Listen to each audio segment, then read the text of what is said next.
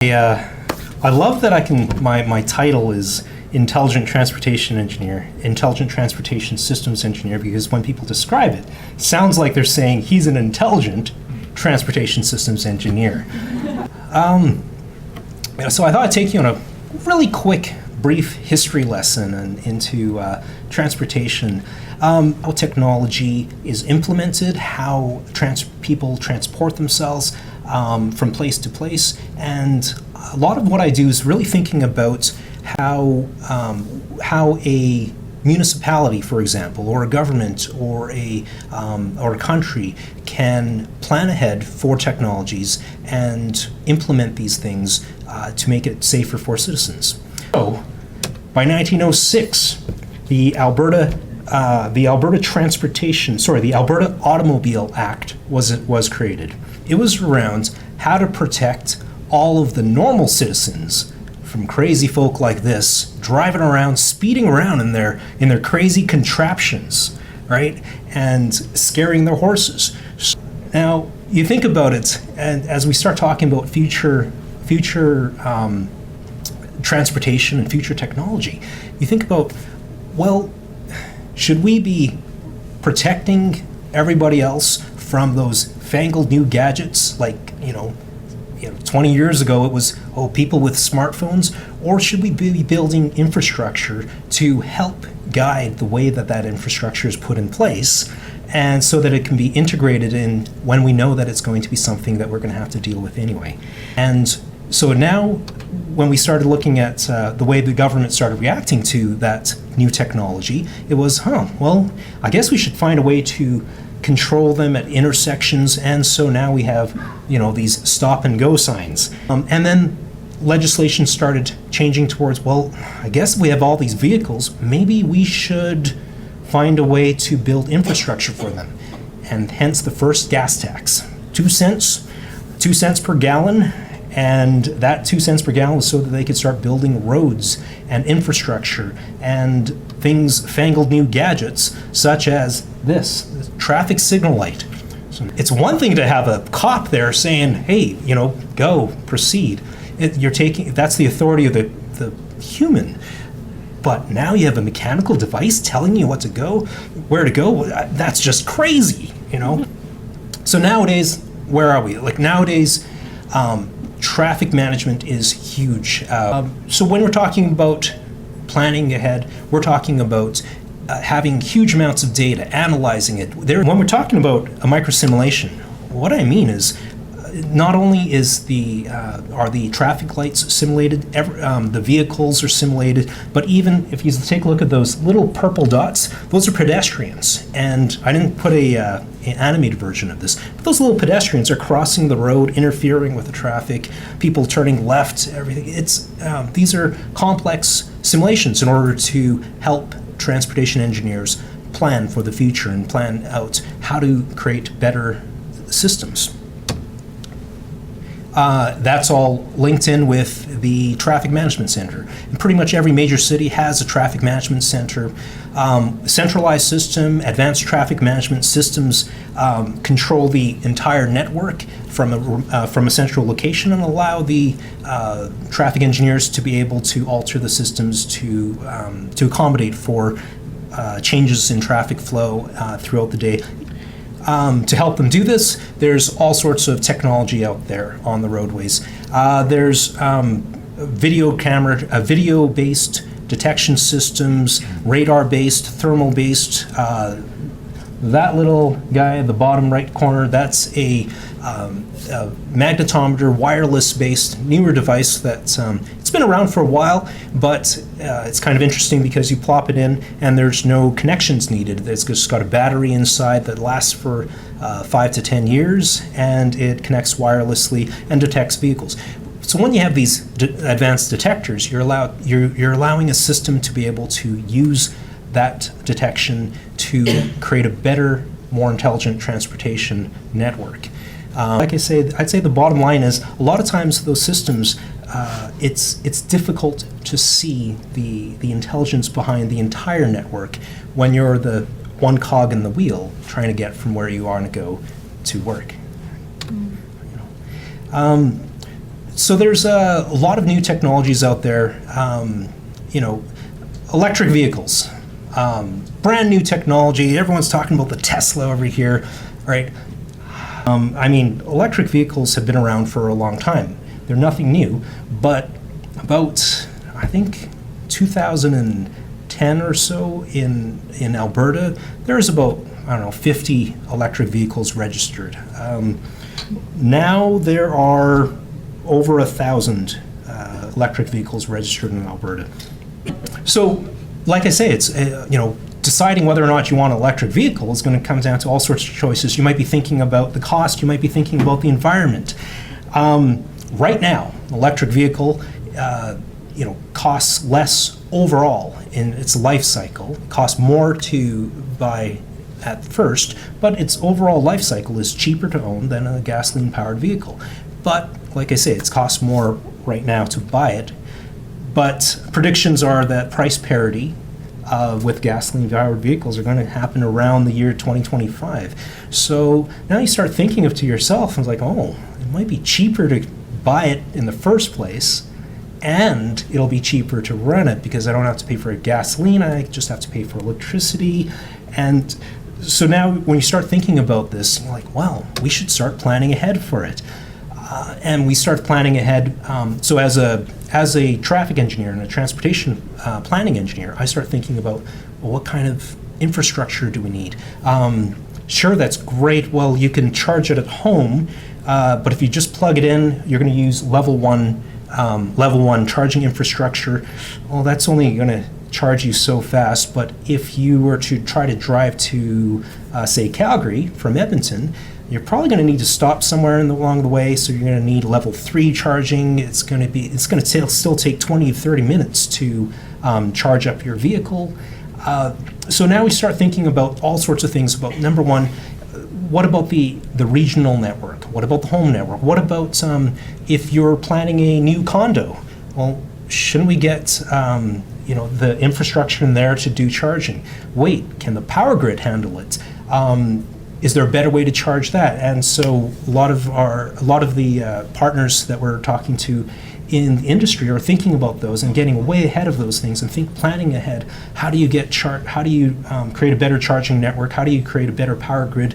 How do you maybe change the way that things are powered up? In Japan, there's technologies where instead of driving home, parking your car, and charging your car, because that's the time when you have the high power demand, instead, the power left in your car goes to the network to offset the power demand on the network. And then late at night, when you're sleeping, that's when you charge the car. So there's a lot of different ways to think about that. But I am thinking about the planning. So with Stantec, we're working with Tesla on the supercharger stations. I'm thinking about, like I say, there's condo boards right now as one guy now, the crazy disruptor with his electric vehicle is trying to charge his car in the condo and driving up the power prices. How do we start working ahead of that so that we can actually make things so that it makes it easier to own an electric vehicle, not harder to own an electric vehicle? We start thinking about all the other technologies out there. Uber, MicroTransits.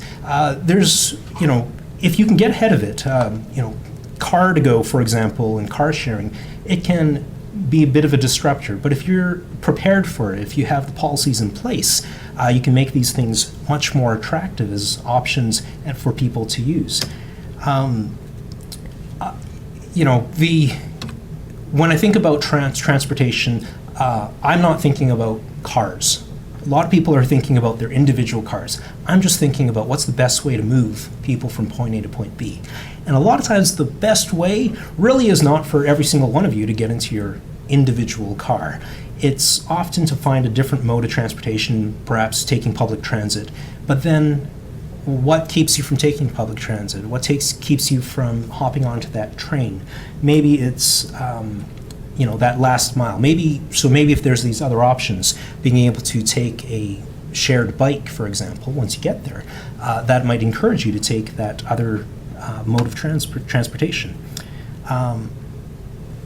when I talk about smart mobility, everyone thinks I'm going to talk about autonomous vehicles, and there's tons of information about that out there. Very first thing I always say is, well, automated vehicles is not going to be about you hopping into your car today and just saying, okay, drive to Calgary, drop me off at the hotel, and you go to sleep. There's going to be years of exploring the different levels of automation. Right now, your Tesla, the Tesla is classified, I believe, as a level 2 partial automation device. So it can drive itself, but essentially you as the driver are required to remain engaged with it. So you're thinking, well, but what I want to do is be able to not be engaged. I want to be able to get into that car and just let it drive itself. There is full automation out there already, but the full automation is for very specific circumstances. So the Tesla, self-driving mode is really designed for things like highway, and the full automation right now in the industry is used often with that MicroTransit, that little transit shuttle bus that's driving at 20 kilometers an hour. Next thing to think about is connected vehicle. So Edmonton has one of the it's I think North America's first test bed in connected vehicle. So what we're talking about in connected vehicle is having the ability for that vehicle to communicate with other vehicles or with infrastructure. So Calgary is right now about to launch their test bed for connected vehicle technology. The Active Aurora site, which includes the Anthony Henday and multiple areas within Edmonton, have had this test bed for quite a while now, and that's run with University of Alberta. Is one of the major participants in that, as well as Stantec. When we think about connected vehicles, there's one thing for us to do testing, or for say the city to do testing, but it's really a lot about the vehicle manufacturers. So having the vehicles have some sort of device in it that can communicate. So that infrastructure, the standard for that infrastructure is already there. So now we're seeing GM and Toyota and Ford talking about getting that infrastructure into their vehicle. So now you've got that vehicle being able to talk to other vehicles, but also having that vehicle talk to the traffic signal lights. So at this point, if you can have your vehicle talking to the signal, now that vehicle knows when the light is going to turn red.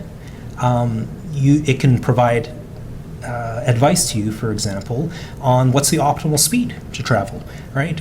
Nobody wants to stop, but it goes, well, if you travel at 50, you're going to have to hit multiple red lights. But if you travel at 47, for example, or maybe it can tell you that you're traveling the wrong way, or provide you with safety messages, all sorts of things. The infrastructure out there is right now the standard is mostly the DSRC, digital short range communication. There's also talk about doing that with 5G, for example. But having this sort of communication basically allows vehicles to learn more about their environment. They can talk to road weather information systems, traffic signal controllers. Your central management system can actually then send messages to your vehicles as you're going along.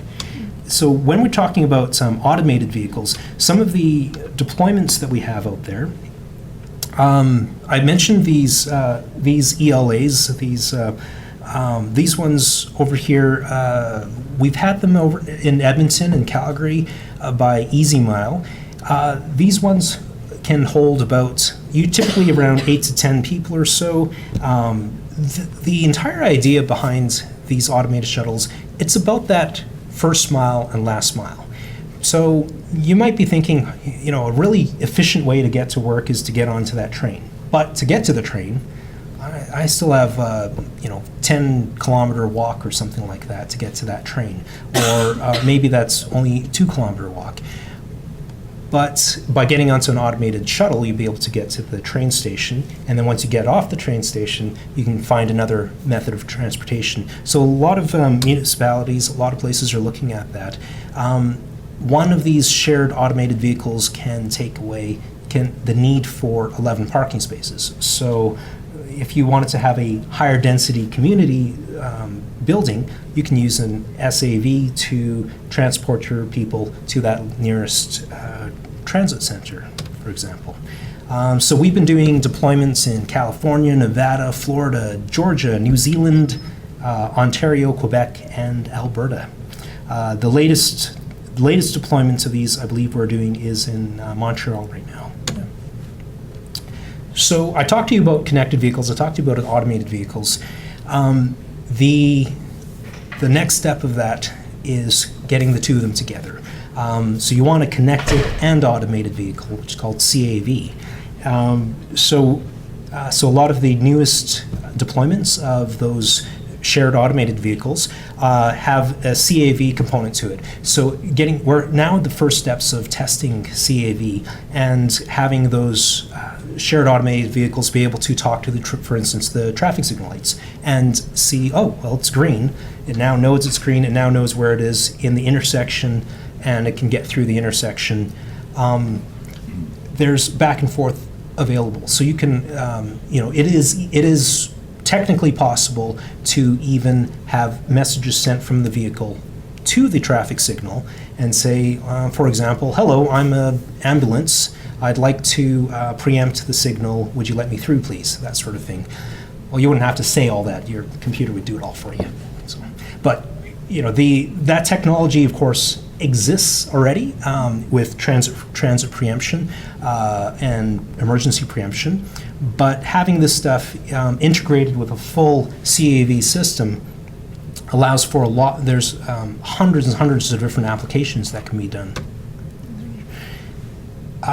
There's all sorts of technologies out there that are going to be disruptive, and so I'm constantly looking at the new technologies, robotic delivery, hyperloops, depressurized chambers that allow you to get from community to community, electromagnetic levitation, trains, flying cars. There's Boeing and Uber. They're taking this stuff seriously and looking at ways to do taxis, for example, that can fly. One of my main points is there's tons of different technologies out there. When you're thinking about all of this is the way I look at it, is I think about first what's the state of that technology? When is it going to come? So on the right-hand side over there, there's technologies, they're already here, right? Electric vehicles, they're already here. But then I think about what's the impact of those technologies. And so things that are more in that right-hand corner, those are the things I have to think about today. And as we start thinking about the things in the middle, I got to start thinking about those things for tomorrow. I got to start planning ahead for all of the infrastructure for those things.